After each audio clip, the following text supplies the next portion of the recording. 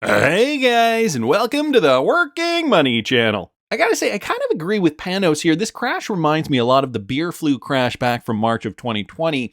Just right before the halving, something happened and crashed the markets. We all know what happened next and for the rest of the year and the next. No matter the short-term fluctuations, guys, over time, I believe crypto remains the best asset class and hedge we have against the corrupt and centralized systems. So, even though the result of the crash was not, it didn't crash because of some black swan event. Crypto did, in fact, crash over the weekend, but guys, not as bad as the beer flu, of course. But it did. I mean, for those of you guys who were here back then, didn't it feel kind of similar? Just this cataclysmic disaster, sky is falling sentiment, and, people just kind of panicking, not knowing what to do.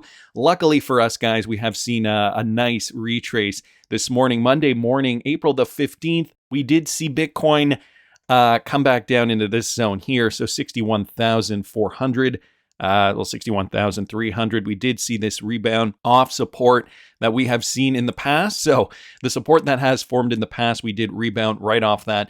And it's looking as though we're V-bottoming right out of that. So trend is looking healthy as of now. We're looking at a Bitcoin price today of roughly 66,500. So climbing back out of that, getting back up to this level of support up here. We need to eye $67,000. I think that's the next level. Even Nick here saying, altcoins are starting to look strong against Bitcoin again. I'm waiting patiently for Bitcoin to reclaim 67,000 and also for the Monday open for stock. So as I'm recording this video, guys, the stock market has not opened yet. We could be in for a volatile ride this upcoming week. I am personally seeing a lot of bottomed indicators, but we can't get ahead of ourselves, at least not yet. SHT Coin Millionaire here saying it still has 54% dominance, and Nick saying, indeed, which should make you extremely bullish. Dominance did hit 57% though, which is a big resistance zone and already dropped 4+%. Most of my alt bags are up 20 to 40% today already. So, the altcoin market is definitely something else that has recovered. As you guys can see, fear and greed. Fear is slowly dissipating. We're seeing greed climb back into the mid 60s. So that is positive news. The market cap is up to 2.4 trillion. So that's up 4.1%. 24-hour volume is now down. So compared to yesterday and the day before, huge sell-offs. Clearly, that has now stopped, so that is down 33.9%, almost 34%. Bitcoin dominance, too, is slowly receding back to that 52% level. Right now, it's at 53.9, so just shy of 54 cents. And within the last 24 hours, I'm sure you guys have been seeing the green on your portfolios. Nice to see Bitcoin is up 3%, just over 3%. Ethereum's up 6.7%. We've got big players like BNB Coin up 4.42%. Solana is now up 7.19%. And XRP, guys, is up 5.45%. XRP now hovering above 50 cents. I feel like for a short time there yesterday and the day before, XRP dipping into that 40-cent level, getting in the 40s at least, not 40 cents, but in the 40s at least, getting XRP holders a little worried, a little concerned, I guess we'll say. XRP did go as low as about 42 cents, but then just V-bottomed right out of that. And I'm happy to say XRP is back up now. I hope you guys had the opportunity to buy the dip. Again, these opportunities are fleeting, few and far between. I did just recently do a market update for my Patreon subscribers. There were some coins from the $10,000 plus portfolio that had hit some attractive price points. So whether you're part of the Patreon or not, I hope you guys took this opportunity to cost average in. I mean, some of these coins are still looking very, very attractive. And as you guys can see, even though XRP did break the trend line, guys, over the weekend, we are now climbing back up. So we're now starting to get back up to this level up here. I think XRP is going to go back up to 52, 53 cents. And hover again above the trend line. So we did see that wild retracement, and it's looking like XRP is just clamoring to get back up here, probably going to form a new base of support above this trend line at some point. So didn't want to stay down there for long, like the rest of the crypto market. So guys, we're going to keep our eyes peeled again. You only get one back test. This coming from Chad Steingraber. Halving approximately 5 days away. So guys, that's the other thing. The halving is coming up very soon. Hong Kong's ETFs, once announced as approved, will be 10 days until active trading. So this is the total 2 chart up here, and a very interesting observation here. The back test here in 2020 when we did see that before the pump to the upside. Guys, we were in accumulation for all of late 22 into 2023 and even into early 2024. But guys, as we got past this in 2024, that's the back test. And then at that point, the rest is the bull run. I'm going to show you guys what Chad means over here.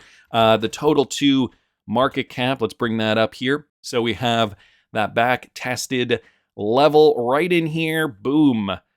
Boom. Back tested here from back in January 2022. Again, this is the total 2 market cap. So all cryptocurrencies excluding Bitcoin. Formed serious support back in 2022. We came up, broke down below that. That's when we knew we were in a bear market. Boom. This was all an accumulation zone throughout 2023. And then guys, once we got back up above that, again, on the total 2, we reached some new highs. And now it's looking like we're back testing with this wick up here. So now we're back up over $1 trillion. We were getting very, very low down here, $913 billion, but we're back up above the $1 trillion mark. And so you know what happened in 2020? The rest is history. And so BlackRock also taking this opportunity here on behalf of their shareholders and their clients. BlackRock is the world's largest asset manager with $10 trillion in assets under management. This coming from Token Terminal here on Twitter. We researched the firm's crypto strategy so you don't have to. And just to give you guys a better sense of what BlackRock is actually doing here. So digital assets, the firm divides the crypto asset classes into 3 different buckets, okay? Crypto assets, so for example, Bitcoin. Stable coins, that's actually a secondary categorization for them. So USDC and others. And then tokenized assets. So that would be like their ETFs, like the BITRUE product over there. So their strategy. Owner of iShares Bitcoin Trust, owner of Circle, the issuer of USDC, or they're an owner in Circle, and an owner in Securitize, which is the transfer agent for the BITRUE on-chain money market fund. So with regards to their Bitcoin assets, the firm sees 3 unique advantages to Bitcoin. Internet native, so global accessibility, cross-border, transactional efficiency, and capped supply. Inflation hedge, their strategy. BlackRock serves customers across the globe, and now with BTC and IBIT has a unique product to sell its clients. So it is likely that BlackRock will productize all major crypto assets next. So again, when Larry Fink, you guys remember that clip of Larry Fink being asked about an XRP ETF? And he couldn't talk about it? Well, here's what Token Terminal is saying. Because now that they have the BTC ETF, it is likely that they're going to start rolling out more, like an Ethereum one, a Solana one, in a similar manner. Their blockchain technology, the firm believes that blockchain tech can improve capital markets in several ways. And we've even heard Larry Fink talk about this, 24/7 operational capital markets, improving transparency and investor access, and lowering fees and faster settlement times. Of course, this is just going to make BlackRock a more efficient machine. We believe that BlackRock will eventually launch its own blockchain and follow a similar playbook that Coinbase has used. This would allow BlackRock to concentrate on record keeping of its holdings across asset classes to a single global interoperable and transparent ledger. So interesting to see kind of under the hood what at least what Token Terminal is suggesting is BlackRock's strategy. Subjective Views also bringing us this interview, this podcast with Gilbert Verdian, CEO of Quant, talking about tokenization and how Larry Fink actually called it securitization on steroids. Yeah, you've touched on tokenization there as well. We're hearing a lot about that at the moment. Why are banks and other financial institutions then so excited about tokenization, and what are some of the key benefits to come from that? So tokenization, technically, it's something that makes something a digital asset. It could be a physical asset, it could be an existing security, it could be anything. And what tokenization allows you to do is to encompass that in a new form and fractionalize that asset. So if it's illiquid, you automatically have a digital version of that asset where it can be quite liquid, and it can be very, from a velocity perspective, very easily moved and transacted globally. So you're not operating in silos. Your asset can pretty much transact anywhere in the world. So tokenization is the ability to create new asset classes. Larry Fink from BlackRock says tokenization is securitization on steroids. Or you take existing assets such as funds, bonds, securities, equities, derivatives, whatever they are, and you tokenize them in a new form. And then that way you have a better representation of that asset that is easy to transact because it's pretty much near real time. The complexity of post-trade processes come down. The velocity of the asset goes up because you're able to transact it with different types of investors all around the world. But then also the settlement of that asset tied to tokenized money, which is either a CBDC or commercial bank deposit, is going to really transform how assets are transacted globally. So you're able to have almost T+0 near real-time settlement with all the programmability embedded within the assets themselves. So the processes around making a trade are simplified and they become instant. And that's why it's exciting, because it really changes from the issuer's perspective. It changes how they can actually represent their assets, but it also gives investors access to new forms of assets, because you don't have to be a fund to access this asset or this fund that's listed on an exchange. You don't have to be a high net wealth individual with criteria to be able to access, 500K minimum tickets just to get access to a new asset class. And you get access to better liquidity from the other end. So instead of just only selling the asset and trading the asset on one venue, you can trade on all venues because the asset is interoperable. It can work across networks and borders. So it's exciting from an investor perspective because they get better returns, better access to funds, different types of funds, and smaller portions of funds. And then it's better from an issuer's perspective because they get access to better liquidity because it becomes global in nature. These are all very important pieces of the puzzle, guys. And the best part is everybody benefits: the end user, the company that is using this new DLT technology for tokenization. In BlackRock's case, I'm sure, considering they're one of the largest, it would definitely streamline their process. I mean, $10 trillion in assets under management has got to be a lot to manage, I would think, if you're, doing it the old-fashioned way manually. So it's making sense why we're seeing this shift. Definitely making a ton of sense. And, with the trial very, very close to coming to a close, I think this is positive news as well. Jack the Rippler posting this. Boom, tomorrow is final pre-trial conference. The SEC versus Ripple case could, in fact, end tomorrow. So civil and criminal proceedings calendar. This is the week of April the 15th, which is today, guys. And here we have the SEC versus Ripple Labs final pretrial conference with Judge Netburn here, happening at 2 p.m. tomorrow, April the 16th.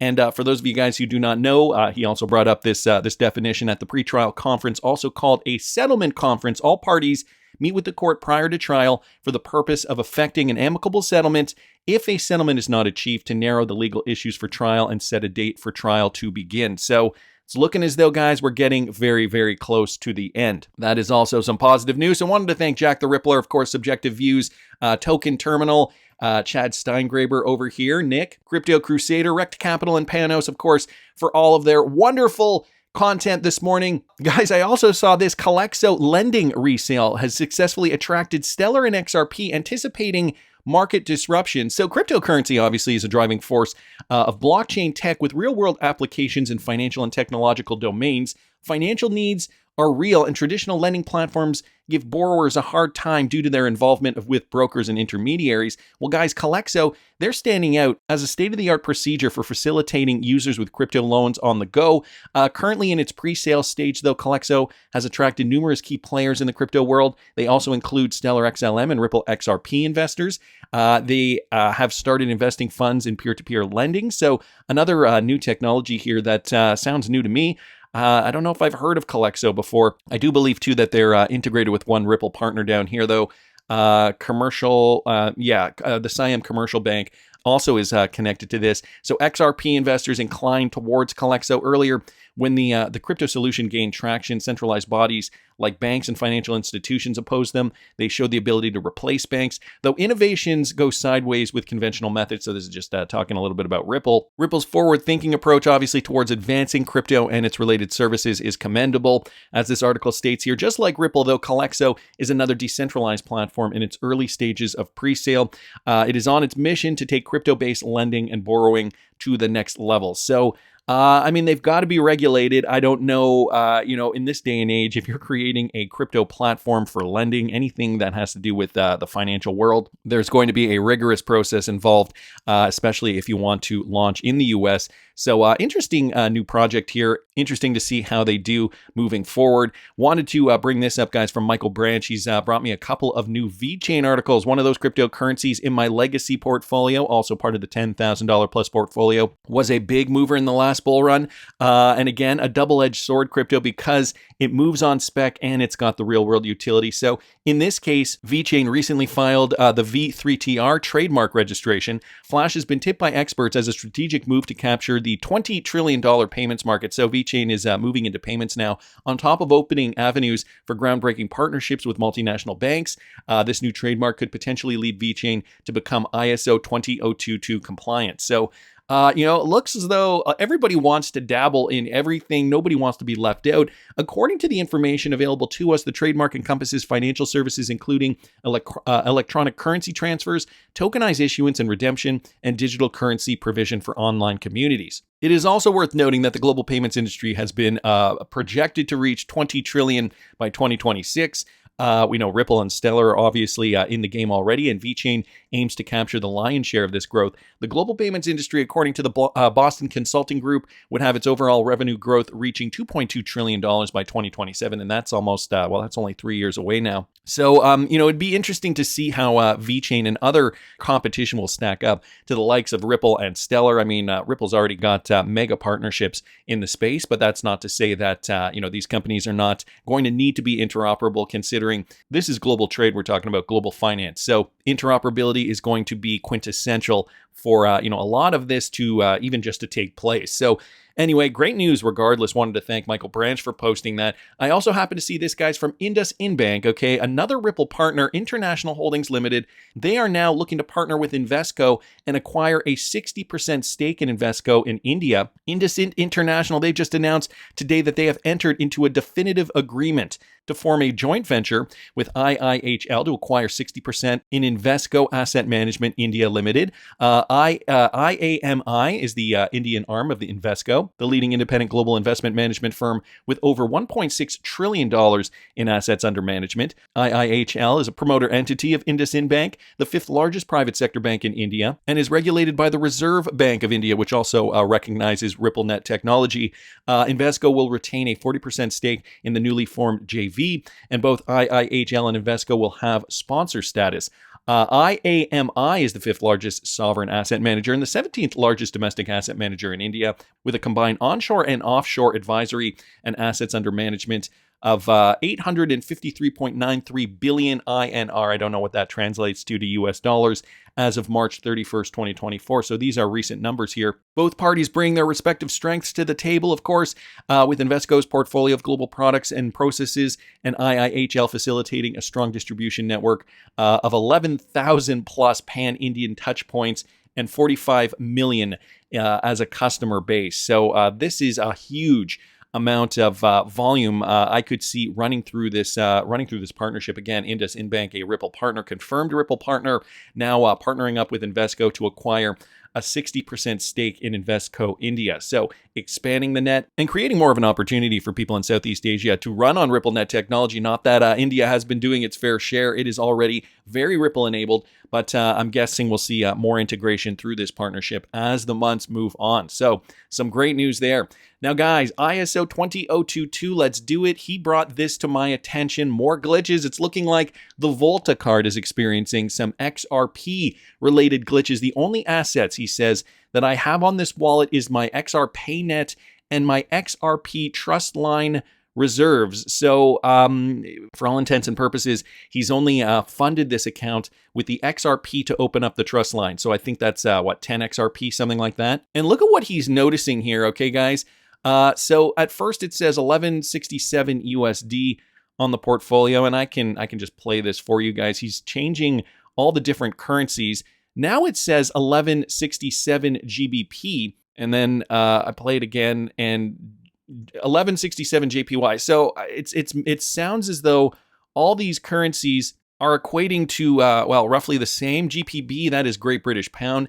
And even if you just look at the exchange rate right now, 1 XRP equals 0.41 Great British Pounds. So even if you were to just do the math on this, and even if this was accurate, this would mean that 11.67 divided by 0.41 Great British Pounds, that would mean that it would be 28.46 XRP that he would have in this account. That would equate to about 11.67 Great British Pounds. That is the accurate amount if I were to consider what the price is trading at today for Great British Pounds. But he says he only has the trust line amount. Well, guys, check this out, okay? As we keep playing this through, you guys can see here, so there's Japanese yen as well. Australian dollar, but then he goes to USD, guys, 1,794.99 USD. So for all intents and purposes, even if he does have 28.46 XRP in this account, that would mean that XRP would be commanding a price of $63.07 on the Volta wallet. Now we know that is definitely not the case. Of course, these are glitches. And even ISO 20022 has said that he only has 10 XRP, or at least the amount to set up the trust line there. 1794.99 divided by 10 would mean that it's glitching, guys, up to $179.50 roughly. So anywhere between those two amounts, again, the glitches are occurring as we're getting to see more liquid markets. The altcoin market roaring back again, guys, back testing this level of resistance. I can't wait for this next leg up, guys. I still think XRP is at a steal of a buy, but that's just my opinion. I want to hear what you guys think. Please subscribe to the channel if you haven't already. Like the video if you like the content I'm providing. I always love hearing your comments. See you in the next one, guys.